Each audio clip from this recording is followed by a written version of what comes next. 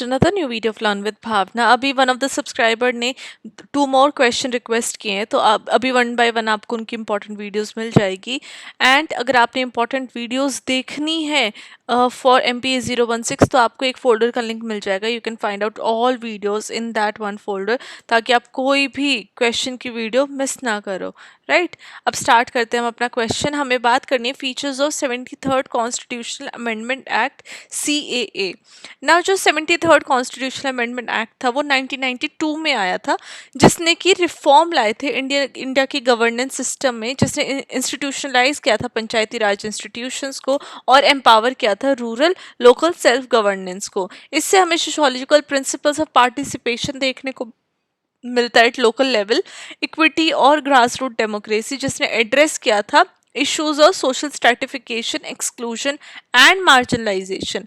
अगर हम बात करते कॉन्स्टिट्यूशनल स्टेटस टू पंचायती राज, तो हम देखते हैं ये ऐसा एक्ट है जो कि कॉन्स्टिट्यूशनल रिकॉग्निशन दे रहा है PRIs को, जो कि इंश्योर कर रहा है उनकी परमानेंस एंड ऑटोनॉमी। अब इससे इंस्टीट्यूशनलाइजेशन देखने को मिल रहा है, जो कि एड्रेस कर रहा है मार्जिनलाइजेशन ऑफ रूरल वॉइसेस, जो गवर्नेंस के अंदर एम्बेडेड है डेमोक्रेटिक वैल्यूज में ग्रास रूट लेवल पे। फॉर एग्जाम्पल, अगर हम राजस्थान की बात करते हैं तो हमें ग्राम पंचायत देखने को मिलते हैं, जो कि की प्लेटफॉर्म्स बन चुके हैं अपने आप में, जो लोकल इश्यूज को एड्रेस कर रहे हैं, जैसे वाटर कंजर्वेशन या फिर और different social issues through various schemes. Right, अब वाटर कंजर्वेशन वो उन्होंने जल स्वराज स्कीम्स निकाली ताकि वाटर कंजर्व किया जाए, एज वेल एज जो रेन वाटर हार्वेस्टिंग है वो की जाए, ताकि ग्राउंड वाटर जो है उसकी कमी ना हो, जो ऊपर से हमें वाटर मिल रहा है रेन वाटर, राइट, उसको प्रिजर्व करके उसको डेली लाइफ यूज में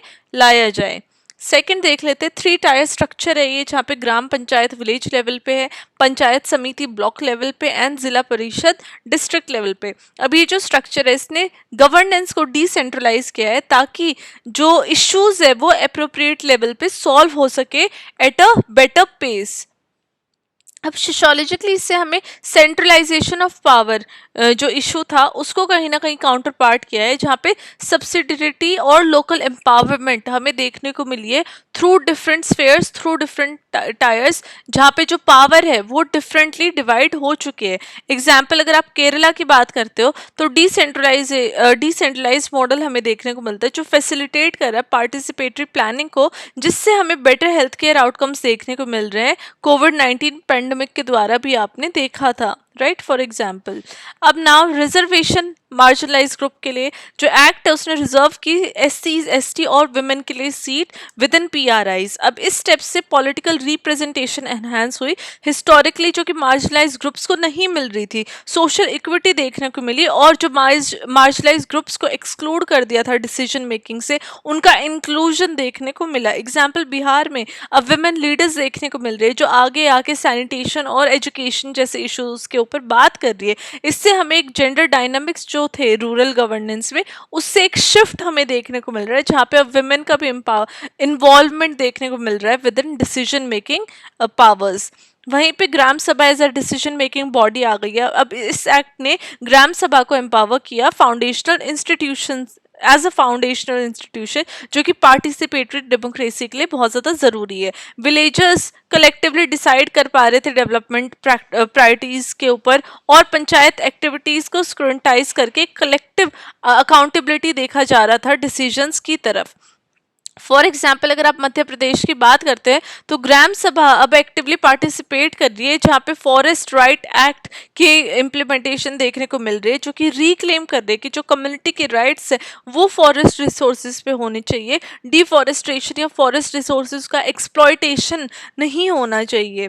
वहीं पर devolution of powers and functions हुआ है, जिसने एक्ट ने लिस्ट किए 29 सब्जेक्ट, जैसे agriculture, education, health under 11th schedule to be devolve to PRIs। इसने क्या एनेबल कर दिया कि जो लोकलाइज प्लानिंग और इम्प्लीमेंटेशन डेवलपमेंट प्रोग्राम्स पे वो होनी चाहिए। लोकल लोग खुद से प्लानिंग और इम्प्लीमेंटेशन करें अपनी नीड्स के अकॉर्डिंग डिफरेंट प्रोग्राम्स को। सोशियोलॉजिकली एक जो गैप था पॉलिसी फॉर्मुलेशन और ग्रास रूट रियलिटीज़ को, उसने इस अमेंडमेंट एक्ट ने कहीं ना कहीं उस गैप को ब्रिज किया है या फिर कम किया है। फॉर एग्जाम्पल कर्नाटका के अंदर जो PRIs है उन्होंने इफेक्टिवली इंप्लीमेंट किया वाटर शेड मैनेजमेंट प्रोग्राम्स को, जिससे जो रीजनल इकोलॉजिकल चैलेंजेस थे उसको एड्रेस करके उनके ऊपर बात किया, उनके लिए रिफॉर्म्स लेके आए हैं। अब स्टेट फाइनेंस कमीशन भी आई है, जो एक्ट है उसने मैंडेट किया है कि स्टेट फाइनेंस कमीशन एस्टैब्लिश हो ताकि एडिक्वेट फाइनेंशियल रिसोर्सेज मिले PRIs को। अब जो फाइनेंशियल एम्पावरमेंट है उसने कहीं ना कहीं डिपेंडेंसी को कम किया है हायर लेवल ऑफ गवर्नमेंट को, ताकि जो लोकल गवर्नेंस है वो इफेक्टिवली वर्क कर सके without being dependent on the higher level of government. For example West Bengal के अंदर फाइनेंशियल ऑटोनॉमी दे दी गई ताकि जो पंचायत है वो सेल्फ फंड करके, सेल्फ हेल्प करके इम्प्रूव कर सके livelihood for the rural women. अब रेगुलर इलेक्शंस और टेन्योर सिक्योरिटी देखने को मिली। जो एक्ट था उसने मैंडेट कर दिया कि रेगुलर इलेक्शंस होंगे एवरी 5 years, ताकि कंटिन्यूटी और स्टेबिलिटी आती रहे लोकल गवर्नेंस के अंदर। अब जो ये फीचर है ये डेमोक्रेटिक प्रिंसिपल को अपहोल्ड करता है और एलीट कैप्चर ऑफ पावर को प्रिवेंट करता है, ताकि जो पावर है वो इक्वली डिस्ट्रीब्यूट रहे और जो साइकिल है वो कंटिन्यू रहे, ताकि जो पर्टिकुलर इंसान है वो ज़्यादा एम्पावर या वो ज़्यादा अपना जो तानाशाही है वो ना रहे। इसलिए जो इलेक्शन है वो भी रेगुलर कर दिए गए with in 5 years of time period या गैप। फॉर एग्जाम्पल तमिलनाडु के अंदर जो पंचायत इलेक्शन है उन्होंने सिटीजन का ट्रस्ट गेन कर लिया लोकल गवर्नेंस सिस्टम के द्वारा।